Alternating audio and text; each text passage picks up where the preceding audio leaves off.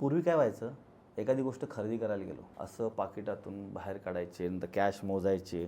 ते असं त्यावेळी कदाचित मला दुःख होत असेल, यार एवढे पैसे मी देतोय. पण आजकाल असं नाही आहे. ठकाक, ठकाक, ठकाक, राईट? म्हणजे काय, की आपण ट्रॅकच विसरलोय, की माझे पैसे कुठं, कसे, कशाबद्दल खर्च होतात. अरे काल तर 10,000 रुपये होते. अकाउंटला 1,000 शिल्लक आहेत. आपल्याला ते लक्षातच राहत नाही, आपण 9,000 कुठं स्कॅन केली.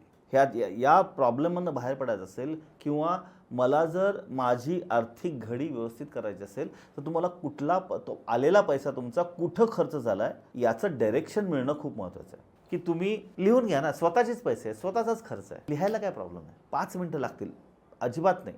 त्यापेक्षा जास्त वेळ लागणार नाही. इतकं सिंपल केलं ना, की आपली जी काही थॉट प्रोसेस डिफाईन होत जाते. आपण कुठे खर्च करतो हे आपल्या लक्षात येतं. आणि जर कुठे जातंय हे कळलं तरच मी त्याला बदलू शकतो. नाहीतर मी बदलू शकणार नाही. Out of site, out of mind.